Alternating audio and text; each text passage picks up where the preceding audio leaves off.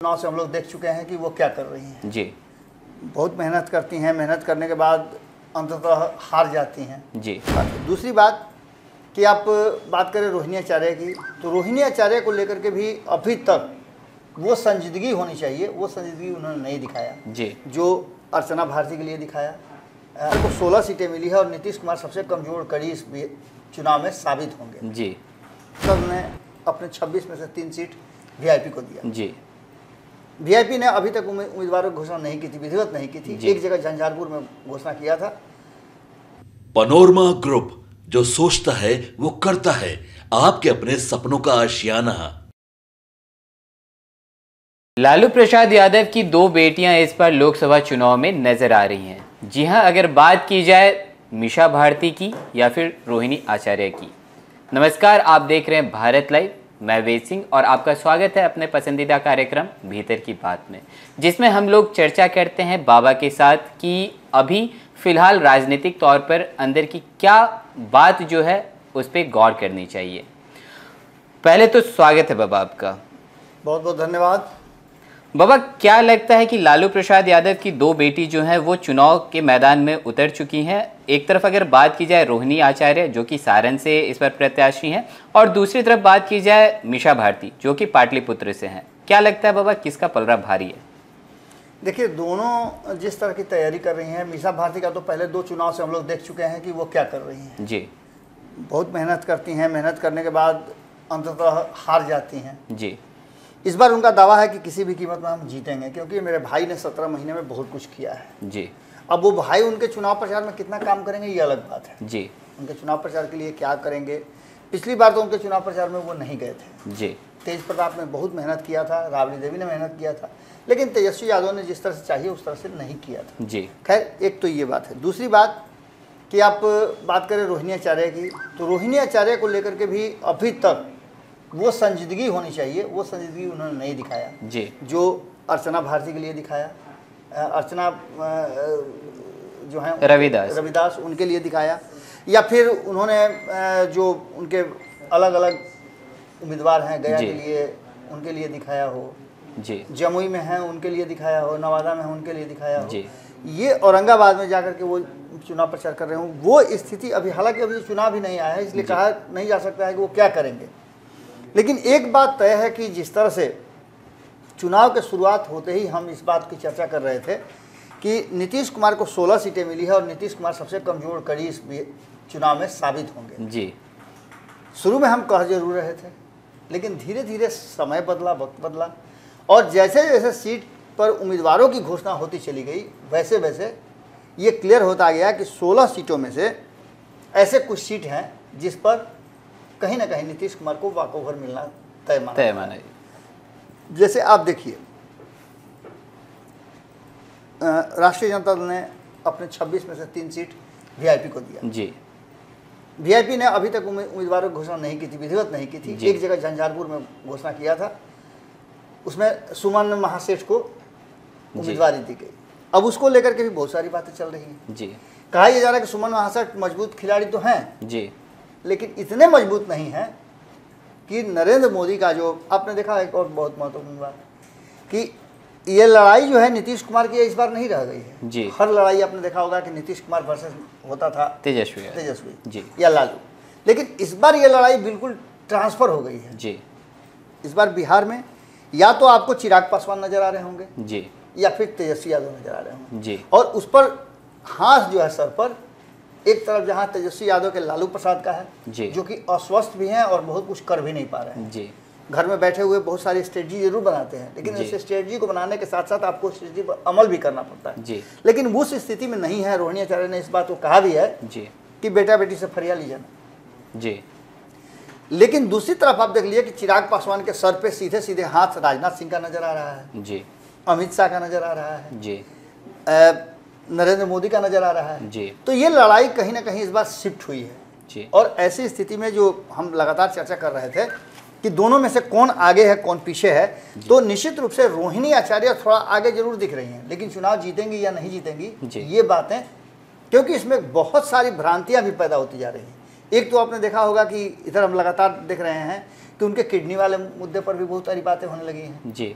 हालांकि रोहिणी आचार्य ने अपने पिता को किडनी देकर के उनका जान बचाया जी। एक अच्छा काम उन्होंने किया जिसको लेकर के उन्हें फिर सीट भी किया जा रहा। इस बात को लेकर के उनको लोग सम्मान भी देते हैं जी। कि एक बेटी ऐसी भी है जो अपने पिता को किडनी देती है जी।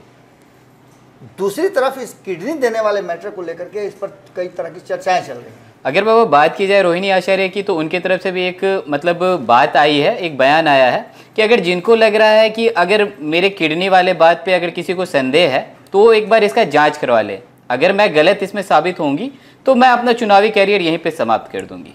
देखिए, चुनावी कैरियर क्या समाप्त करेगा, कोई चुनावी कैरियर तो उनकी शुरू भी नहीं हुई जी। पहली बार वो चुनाव लड़ने जा रही हैं जी। तो उनके चुनावी कैरियर के बारे में क्या कहा जाए जी। हाँ, एक बात जरूर कहा जा सकता है कि उन्होंने एक प्रयास शुरू किया है। जिस सीट पर उनके माता पिता लगातार प्रयास करते रहे, सफल नहीं हो पाए जी, उस सीट पर वो सफल होना चाहती हैं जी। ये एक अलग बात है। लेकिन दूसरी तरफ आपको बता दें कि एक किडनी देने के बाद वो आई हैं चुनाव लड़ने के लिए जी। इस पर लोगों ने संदेह व्यक्त किया है जी। तो निश्चित रूप से आपको जो प्रतिरोध करने वाले लोग हैं, आपके विरोधी जो होंगे वो तो कहेंगे ही ना जी। वो तो आपको विभिन्न तरह से उस्काएंगे। जानते हैं युद्ध में और रणनीति राजनीति में साम दाम दंड भेद सब कुछ अपनाया जाता है। यहाँ भी वही स्थिति है। अब जहाँ रोहिणी आचार्य की बात की जाए, वहाँ मीसा भारती की बात की जाए तो दोनों दो धुरी हैं जी। एक धुरी है कि मीसा भारती ऑलरेडी राजनीति में है, वो जानती हैं राजनीति कैसे किया जाता है और रोहिणी आचार्य के लिए बिल्कुल फ्रेश है जी। अलग अलग तरीके से वो नज़र तो आ रही हैं, विभिन्न एक्टिविटी में वो लोगों के साथ इंटरेक्ट भी कर रही हैं जी। चाहे वो छठ के घाट पर जाना हो या लोगों के बीच में जाना हो, लोगों से जुड़ने की कोशिश कर रही हैं। उसके बाद उनके कोच बहुत अच्छे हैं सुनील कुमार जी, जो लगातार उनको कोचिंग दे रहे हैं जी। सुनील कुमार ही एक मजे हुए राजनीतिज्ञ हैं, आपने उनका पोस्ट ट्वीट देखा होगा जी। जितना रोहिणी आचार्य को लेकर के वो अपने पोस्ट नहीं कर रहे हैं, उससे ज़्यादा सुनील सिंह उनके पोस्ट को करते हैं जी। विभिन्न तरह से करके वो कोशिश कर रहे हैं कि रोहिणी आचार्य जो हैं वो लोगों के बीच में घुल मिल जाएं। लेकिन इन सब के बावजूद आपको एक बात तो देखना पड़ेगा कि इन दोनों में अभी जैसे जैसे चुनाव नज़दीक आ रहा है वैसे वैसे तय होगा कि किसका पलड़ा भारी है जी। मीसा भारती निश्चित रूप से टक्कर तो दे रही हैं, इसमें कोई दो राय नहीं है। उनका टक्कर हमेशा उन्हीं से होता है जो उनके पिता के कभी राइट हैंड रहे हैं, रामकृपाल यादव। रोहिणी आचार्य की बात करें तो रोहिणी आचार्य भी एक मजे हुए राजनीतिज्ञ के विरुद्ध हैं, राजीव प्रताप रूढ़ी। लेकिन इन सब में ये तो एक अलग लड़ाई है ही, इसकी तो चर्चा होती ही है और होगी। लेकिन सबसे बड़ी बात है कि जैसे ही मुकेश सहनी की एंट्री होती है महागठबंधन में, वैसे ही इंडिया गठबंधन में माफ कीजिएगा एनडीए गठबंधन में एक अलग तरह का रास्ता खुल जाता है। बाबा ऐसा भी देखा जा रहा है कि सहनी की एंट्री से नीतीश कुमार की लग गई लॉटरी, इस पे क्या कहें? देखिए, इसी बात को बता रहे हैं। जैसे आप देखिए कि 3 सीटें उन्हें मिली हैं जी। गोपालगंज लड़ाई कर छोटी लड़ाई हो गई है, अभी तक उम्मीदवार उनको नहीं मिल रहा है, तो निश्चित रूप से उम्मीदवार जब मिलेगा तब तक तो बहुत कुछ देर हो जाएगी ना जी। क्योंकि सामने जो खड़ा शख्स है वो आप देख रहे हैं कि पहले जीत चुका है जी, काफी ताकतवर है और उस पर ताकत के साथ साथ उस पर कई लोगों का हाथ भी है, आशीर्वाद भी है जी। तो गोपालगंज की लड़ाई की बात करें, अगर आप बात करें मोतिहारी की, तो यहाँ भी आपने देखा कि उम्मीदवारों के चयन में जब हम खबर कर रहे हैं तब तक कोई स्पष्ट नहीं हो पाया था जी। ये लड़ेंगे वो लड़ेंगे, कई लोग तो वहाँ करोड़ों लेकर के खड़े थे जी। कई लोग ये कह रहे थे कि मेरे फलानमा है वो हमको टिकट दिलवा देंगे जी। कई लोग कह रहे थे जो नहीं जानता है जी वो तो कहेगा नहीं, पार्टी आखिर पैसा पे चलती है जी, इससे इनकार तो कोई नहीं कर सकता है ना जी। जो चर्चाएं मार्केट में चल रही हैं कि मुकेश सहनी पूरी तरह से इस बार अपने चुनाव नहीं लड़ रहे हैं तो पार्टी को मजबूत करेंगे जी। और पार्टी को मजबूत करने के लिए निश्चित रूप से पार्टी के कार्यकर्ता को छोड़ दीजिए ना जी, बाकी के लोगों पर उनका भरोसा है जी। क्योंकि वो पार्टी को कुशन देंगे, पार्टी को खाद पानी चाहिए वो देंगे जी। तो ऐसी स्थिति में मोतिहारी में भी अभी नहीं हुआ, झंझारपुर में उन्होंने कर ही दिया है। गोपालगंज की बात करें तो गोपालगंज में भी लड़ाई की हम बात कर ही चुके हैं। लेकिन इसके साथ साथ एक और बड़ी बात हो गई है कि मुकेश सहनी के आने के बाद जी कहीं ना कहीं कांग्रेस भी एक कमजोर कड़ी के रूप में सामने आई है जी। कांग्रेस के पास 9 सीटें हैं जी, यानी नीतीश कुमार के पास जो 16 सीटें हैं लड़ने के लिए जी। उन सीटों पर अगर देखें आप तो किशनगंज में कांग्रेस लड़ रही है, तो 3 एक चौथा सीट ये हो गया। 5वां सीट कटिहार है जी, ये भी आमने सामने है। 6ठा सीट जो है भागलपुर, ये भी आमने सामने है जी।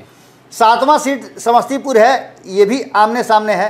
ये भी आपको पता है कि क्या होने वाला है, ये लोक जनशक्ति पार्टी के पास है।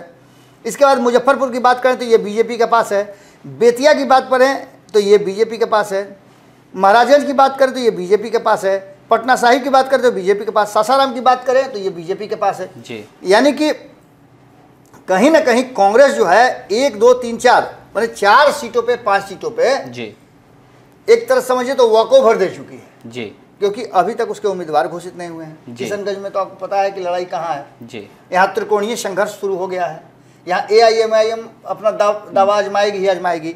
कटिहार की बात करें तो यहाँ भी दुलाल चंद गोस्वामी काफ़ी मजबूत हैं जी, लड़ाई जहाँ तारिक अनवर से हो रही है, तारिक अनवर से लोग काफ़ी नाराज दिख रहे हैं। इसके अलावा भागलपुर की बात करें तो एक नए उम्मीदवार हैं, सवर्णों को लेकर के कोशिश किया गया है कि सवर्णों का वोट बैंक ले, लेकिन सवर्ण कहाँ जाएंगे सबको पता है, सबको पता है। उसके बाद समस्तीपुर की बात करें तो यहाँ भी शांभवी चौधरी को उतार करके एक नया ट्विस्ट दे दिया है चिराग पासवान ने।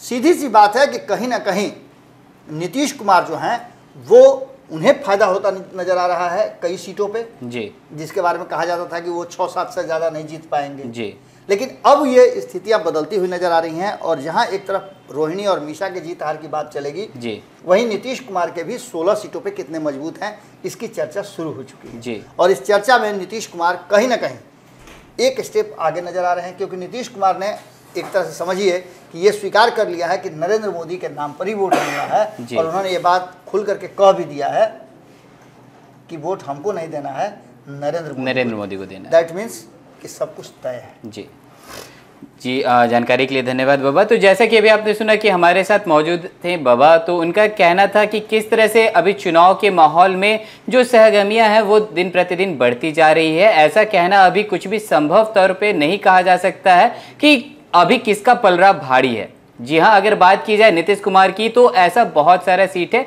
जहाँ पे अगर उनके जो प्रतिद्वंदी हैं वो कहीं ना कहीं पहले से कमजोर पड़ते हुए दिखते आ रहे हैं। तो और भी ऐसे तमाम खबरें देखते रहने के लिए आप देखते रहे भारत लाइव। धन्यवाद।